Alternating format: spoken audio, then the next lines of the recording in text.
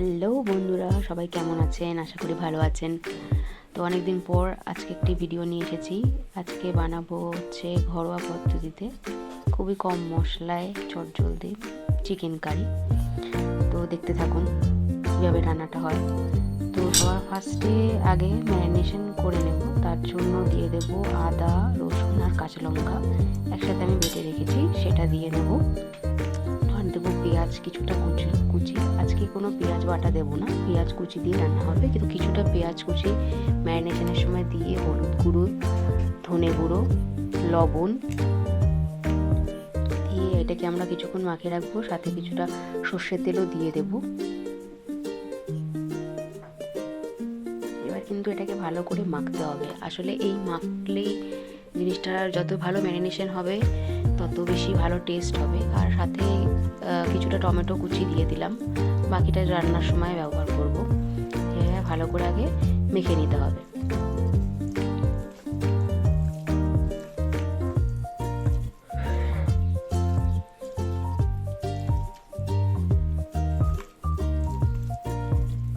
এটা মেখে মোটামুটি ধরুন আধ ঘন্টা মতন রেখে দিলে ভালো হয়। যদি সেটা সময় না থাকে, যতক্ষণ 15 থেকে 20 মিনিট মতন রাখলেও কোনো সমস্যা নেই।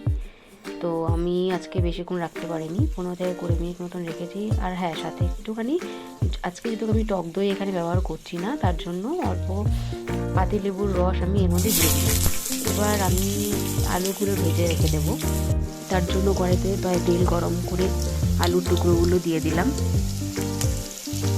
তো সামান্য একটু নুন আর হলুদ দিয়ে আলুগুলোকে একটু ভেজে রেখে দেবো।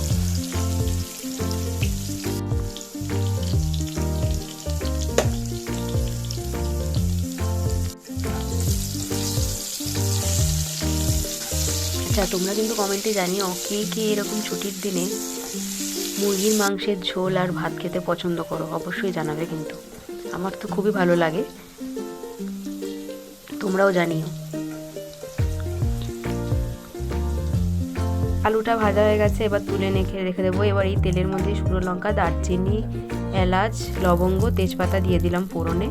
এবার পেঁয়াজ কুচিগুলো দিয়ে দেব। এবার এই পেঁয়াজটা জাস্ট হালকা করে একটু ভাজবো, লাল লাল হবে সেরকমভাবে ভাজবো।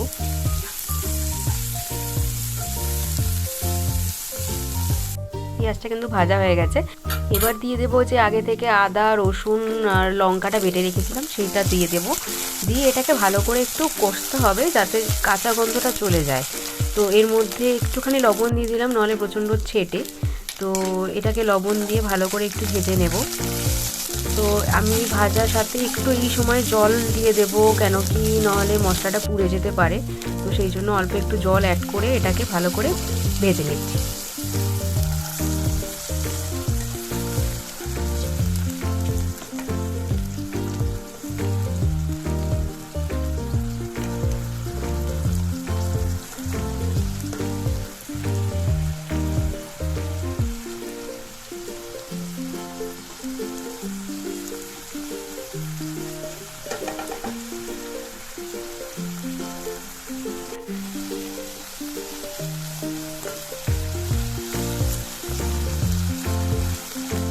এভাবে কষতে কষতে আস্তে আস্তে যখন একটু তেলটা ছেড়ে আসবে, তখন বুঝতে পারবো যে হ্যাঁ, এই মশলাটা কষানো হয়ে গেছে। দেখতে পাচ্ছ যে এখন একটু তেল ছেড়ে দিয়েছে। এবার এই সময় আমি টমেটো কুচি যেটা বাকিটুকু রেখে দিয়েছিলাম সেটা দিয়ে দিলাম। তো দিয়ে এবার আমি এটাকে একটু ঢেকে রেখে দেবো যাতে টমেটোটা একটু নরম হয়ে যায়। তো স্টিমটা একটু কমিয়ে ঢেকে দিয়েছিলাম, তো দেখলাম যে নরম হয়ে গেছে। এবার আমি যে মাংসটা মাখিয়ে রেখেছিলাম সেটা দিয়ে দিলাম। দিয়ে এবার এটাকে ভালো করে কষাতে হবে। তো ফার্স্টে আমি স্টিমটা জোরেই দিয়েছিলাম, দেখতে পাচ্ছ জল বেরিয়েছে মাংস থেকে। তো এই জলটা থেকেই কিন্তু ফার্স্ট আমি একটু কষাবো মাংসটাকে। তো আমি ঢেকে দিলাম যাতে আর একটু জল বেরোয়, সেই জলটা বেরিয়ে মাংসটা আরও সুন্দর করে নরম হয়ে যাবে।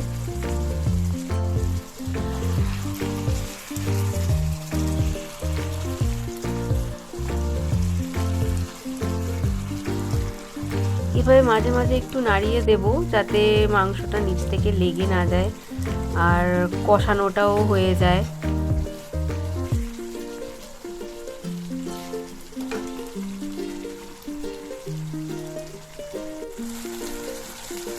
দেখেছো আস্তে আস্তে জলটা কিন্তু অনেকটাই শুকিয়ে গেছে, আস্তে আস্তে মাংসটা থেকে তেল ছাড়ছে।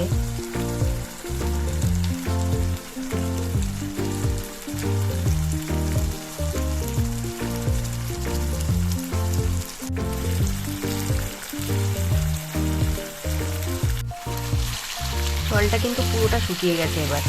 এবার কী করতে হবে, স্টিমটা একটু মিডিয়াম টু হাই রেখে এটাকে কষাতে হবে।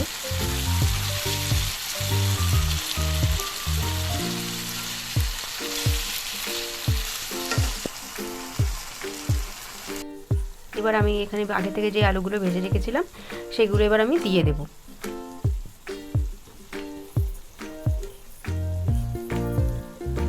আলুটা দিয়ে এবার ভালো করে নাড়াচাড়া করে দেব।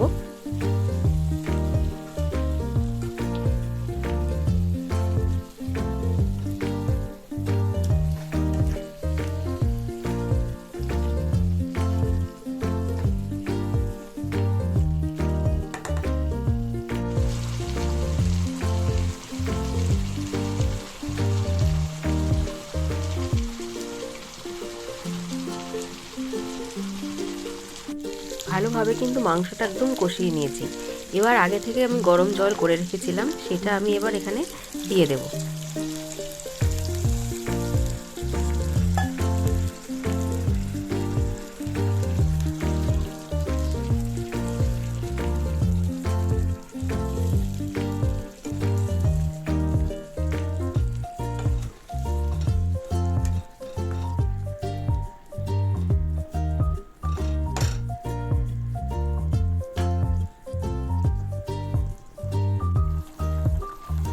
এবার আমি গরম মশলা গুঁড়ো এখানে দিলাম।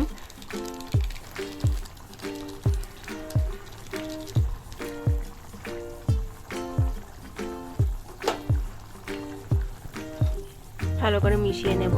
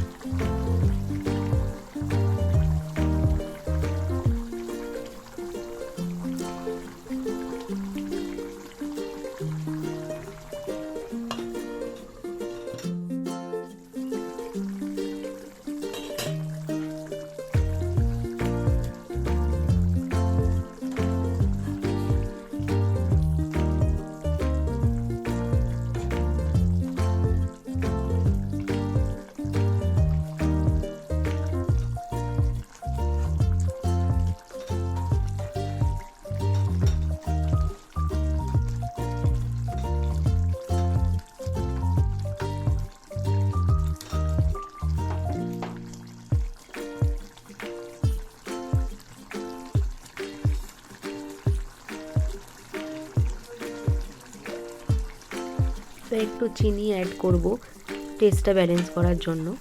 চিনিটা দিয়ে একটু ভালো করে নাড়াচাড়া করে দেব। ব্যাস হয়েই গেছে, আর তো কিছু করার নেই, রান্না কমপ্লিট প্রায়।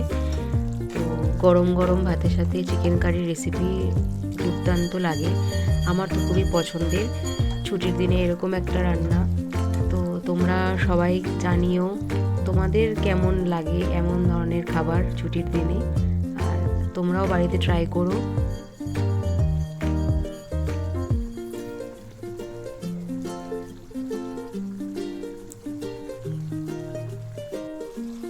আর হ্যাঁ, অবশ্যই ভিডিওটা ভালো লাগলে লাইক করে দিও, কমেন্ট করো কেমন লেগেছে ভিডিওটা, আর সাবস্ক্রাইব করে আমার পাশে থেকো। তবে আজকের মতন এখানেই শেষ করলাম। টাটা, সবাই ভালো থেকো।